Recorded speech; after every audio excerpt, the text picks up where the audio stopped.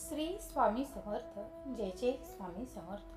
मित्र हो, देव म्हणतात या सृष्टीतील प्रत्येक गोष्ट एका अद्भुत नियमबद्धतेमध्ये चालते. सूर्योदय आणि सूर्यास्त, ऋतूंची पालटणारी शिस्त, समुद्राच्या लाटांचा ताल हे सर्व निसर्ग नियम आहेत. निसर्ग जसा अचल आहे तसाच आपल्या जीवनावर अधिराज्य गाजवणारा एक नियम आहे. तो म्हणजे कर्माचा नियम. आपण जे काही करतो, बोलतो किंवा विचार करतो त्याचे फळ आपल्याला कधी ना कधी मिळतच असते. यालाच नियती म्हणतात. नियती म्हणजे केवळ भाग्य नव्हे, ती आपल्या कृतीचे प्रतिबिंब आहे. एखाद्या शेतकऱ्याने सुपीक मातीत चांगली बी टाकली तर त्याला समृद्ध पीक मिळणार आहे. हे जितकं खात्रीचं आहे तितकंच चांगले किंवा वाईट कर्म केल्यावर त्याचा परिणाम आपल्या आयुष्यात उमटणार नाही. हे ही गोष्ट निश्चयाने ठरलेली आहे. देव म्हणतात हे नियम निर्माण केले आहेत, पण त्या नियमांच्या पलीकडे स्वतः भगवानही जात नाहीत. हेच आश्चर्य आहेत. भगवान श्रीकृष्ण स्वतः परमेश्वर असूनही त्यांनी गीतेत अर्जुनाला सांगितले की कर्म कर, फळाची अपेक्षा ठेवू नको, कारण कर्मफळ हे माझ्या हातात नाही, ते निसर्गाच्या नियमामध्ये बांधलेले आहे. या एका वाक्यात जीवनाचा सार दडला आहे. श्रीकृष्णाने महाभारतात अनेक प्रसंगात हस्तक्षेप न करता कर्माच्या नियमांनुसार युद्ध होऊ दिलं. याचा अर्थ असा की आपण कोणतेही कर्म केले तर त्याचे फळ आपल्याला नक्की मिळणार. हे नियम कोणाच्याही कृपेने बदलत नाहीत. देव म्हणतात आजच्या धावपळीच्या काळात आपण परिणामावर जास्त भर देतो. माझं काम केलं तर लगेच यश मिळेल का? इतकी मेहनत घेऊनही फायदा होईल का? अशा शंका मनाला सतावत राहतात. पण सत्य आहे की कर्माचा प्रवास हा फळाच्या अपेक्षेपेक्षाही मोठा आहे. ज्यांनी फळांची चिंता न करता सतत प्रयत्न सुरू ठेवले त्यांचे प्रयत्न नियतीने कधी ना कधी फळाला आणलेच आहेत. यशाचा कालावधी वेगळा असू शकतो, पण परिणाम चुकत नाहीत. देव म्हणतात आपण रोजच्या आयुष्यात कितीही प्रगती केली तरी चांगल्या आणि वाईट यातील निवड हा प्रश्न आपल्या समोर उभा राहतोच. कधी एखाद्या चुकीच्या मार्गाने तात्पुरते यश मिळण्याची संधी असते, तर कधी योग्य मार्गावर चालण्यासाठी मोठी किंमत मोजावी लागते. अशा वेळी मनाची खुंडी होते. पण इथेच आपल्या स्वेच्छेने आणि नैतिकतेचा कस लागायला सुरू होतो. कर्माचा नियम स्पष्ट सांगतो, तुम्ही केलेल्या निवडीचं फळ तुम्हाला भोगावं लागेल. म्हणूनच क्षणिक फायद्यांपेक्षा दीर्घकालीन समाधान देणारा मार्ग निवडणं हेच खरं बुद्धिमत्ता आहे. देव म्हणतो कर्मावर विश्वास ठेवणारा माणूस कधीही निराश होत नाही, कारण त्याला माहिती असतं की त्याचे प्रयत्न व्यर्थ जात नाहीत. जरी आज पराभव झाला तरी उद्या यश त्याची वाट बघत आहे. जरी आज संकट आलं तरी भविष्यात त्यातून नवा अनुभव आणि नवी ताकद मिळणार आहे. म्हणून प्राचीन संत म्हणतात भिवू नकोस, मी तुझ्या पाठीशी आहे. हे केवळ दिलासादायक वाक्य नाही, तर कर्मावर नियमावर आधारित सत्य आहे. आपण आपलं काम प्रामाणिकपणे करत राहिलो तर संपूर्ण विश्व आपल्या आधार देण्यासाठी सज्ज होतं. देव म्हणतात या विश्वात प्रत्येक क्रिया ही एक बी आहे. आपण राग, द्वेष, लोभ या बिया पेरल्या तर दुःखाचं पीक उगवणारच. पण जर प्रेम, सेवा, करुणा यांची बिया पेरली तर आनंद आणि शांततेचं पीक आपोआप मिळेल. हा नियम इतकं सोपा आहे की कधी कधी आपल्याला त्याचं गोड पण जाणवत नाही. म्हणून श्री स्वामी समर्थ महाराजांनी सांगितलं श्रद्धा ठेवा, सबुरी ठेवा. श्रद्धा म्हणजे विश्वास की आपलं चांगलं कर्म कधीही वाया जात नाही, आणि सबुरी म्हणजे धीर. जोपर्यंत फळ येत नाही तोपर्यंत प्रयत्न सुरू ठेवण्याची ताकद.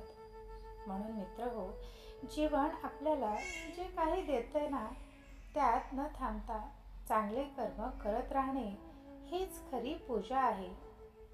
देव आपल्या प्रत्येक कृतीचं निरीक्षण करतो, पण फळ देताना तो अचानक स्वतःच्या नियमानुसारच वागतो.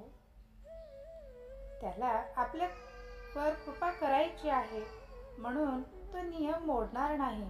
उलट तो आपल्याला अधिक सामर्थ्य देतो, जेणेकरून आपण योग्य कर्म करत राहू.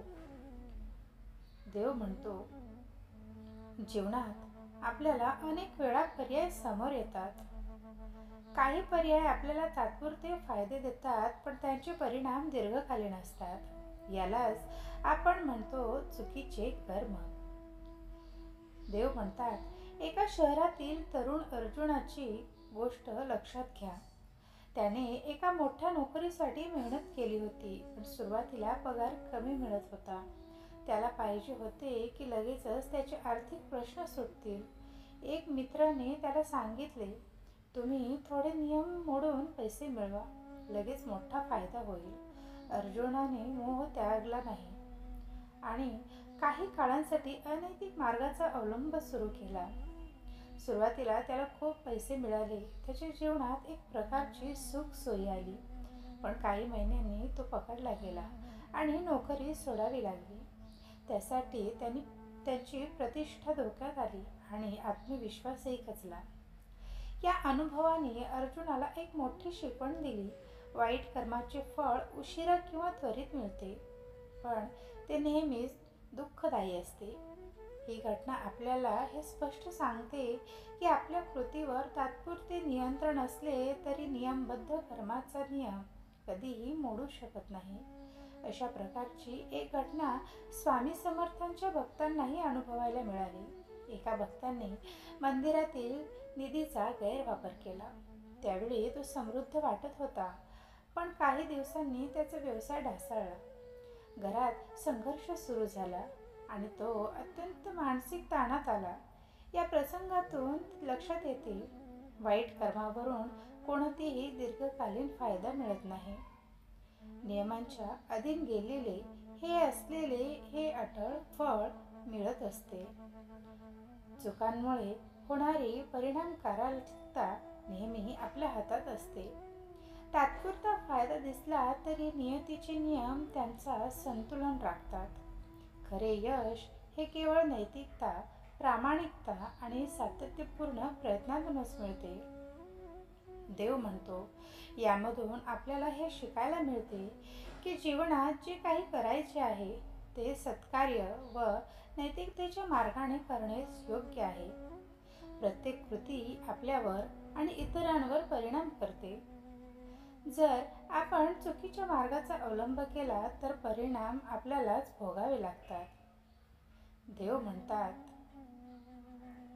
माझ्या मुला, तू तुझ्या आयुष्यात नेहमीच लोकांची मदत केलीस आणि त्यावेळी त्यांना गरज होती त्यांना तू मदत केलीस.